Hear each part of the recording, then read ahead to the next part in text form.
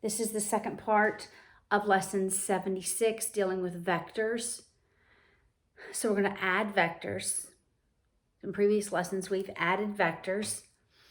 And when we add them, we convert both of the vectors to rectangular form, and then we add the rectangular form. And we've dealt with positive angles. Positive angles rotate counterclockwise from that positive x-axis. Negative angles rotate clockwise from that positive x-axis. What's different now is our magnitude for one or both of the vectors is going to be negative.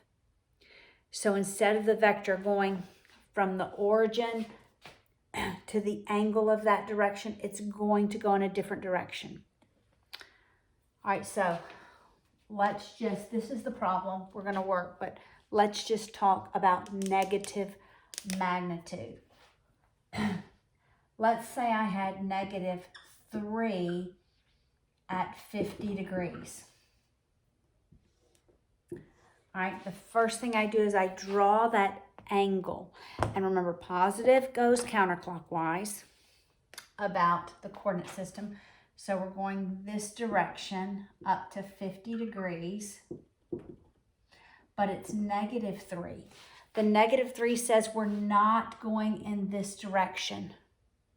Instead, we are actually going in this direction.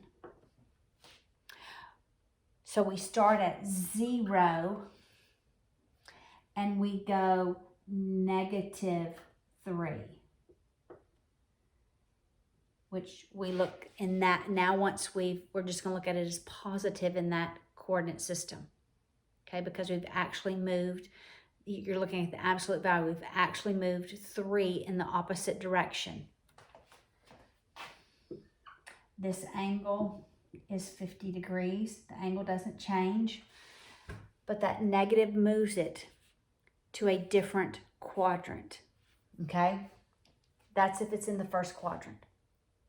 All right, let's suppose we had -3, 150 degrees.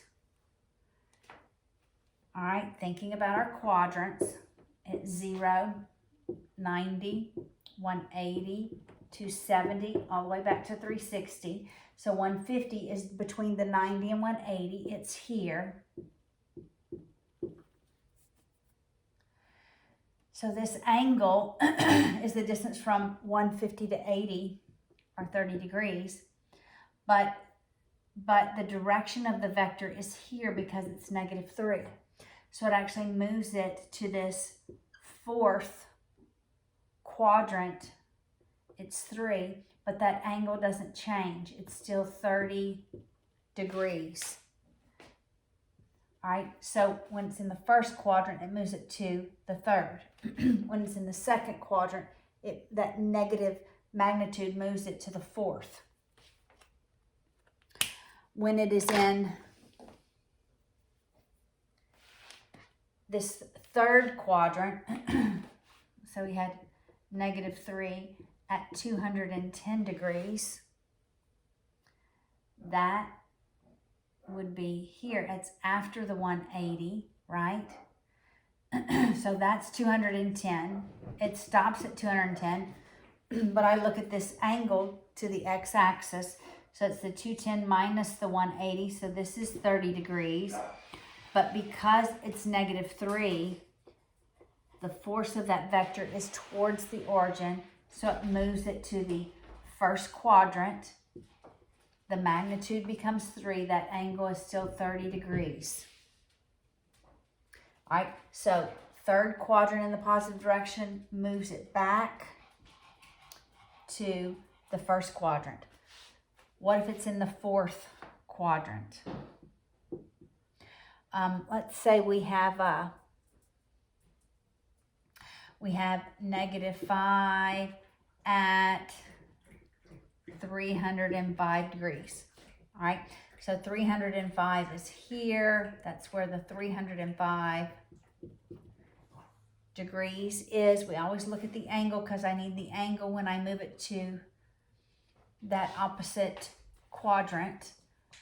it's the 360, right, all the way around, minus the 305, so it's 55 degrees. But because it's a -5, the force is this in this direction, the opposite direction. So it moves it in this quadrant. My angle is still 55 degrees.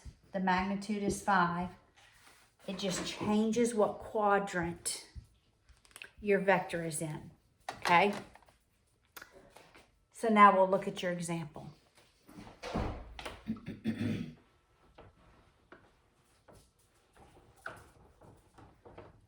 And we'll add these. So it's -4 at -20 degrees. First, you draw the -20. All right. Remember, -20 rotates clockwise. So that's -20 degrees, but really that's going in this direction. It's still a 20-degree angle.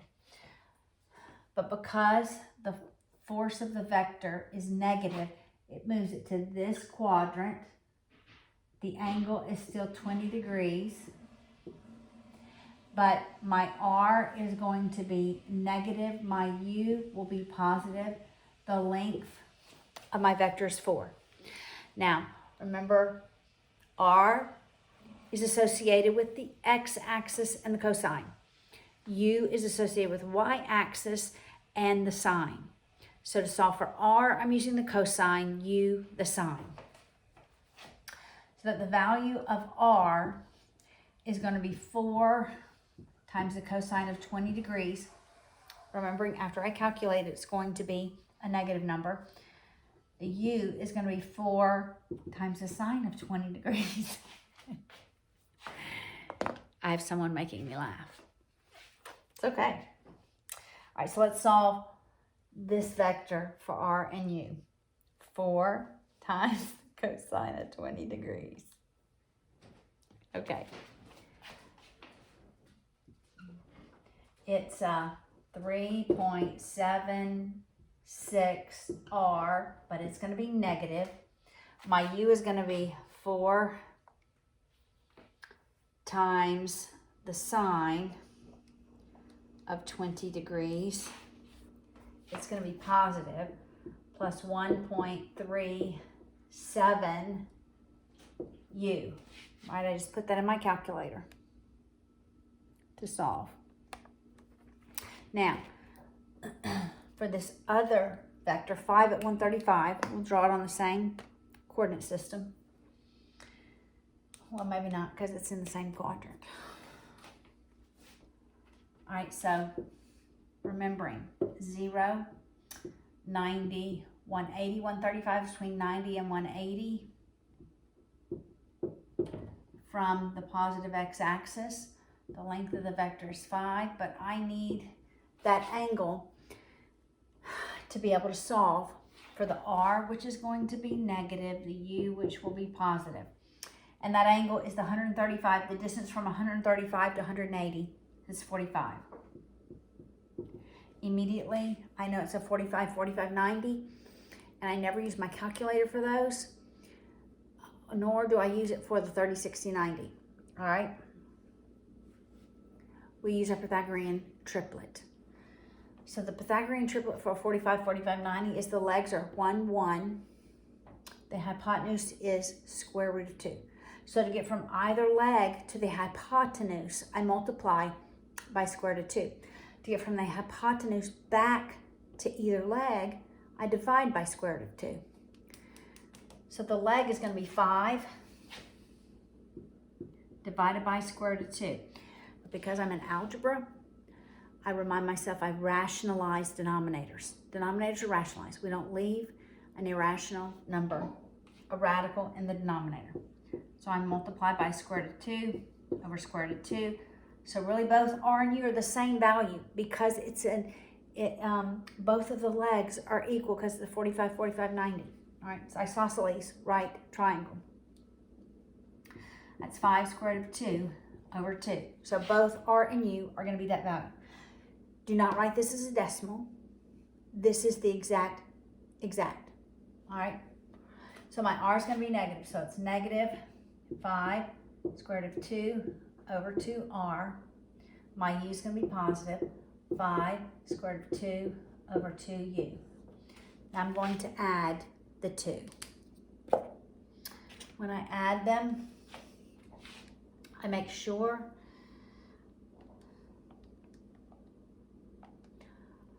when I put this, my second number in, and I'll show you my calculator, I'm using parentheses to tell my calculator order of operations, right here. All right, so that value is, the R value is negative 7.30, negative 7.30 R. That's going to be positive.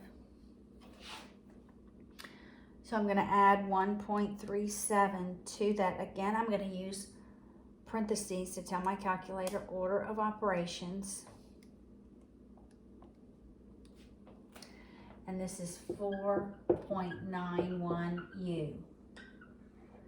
The result is my vector is much longer. Okay?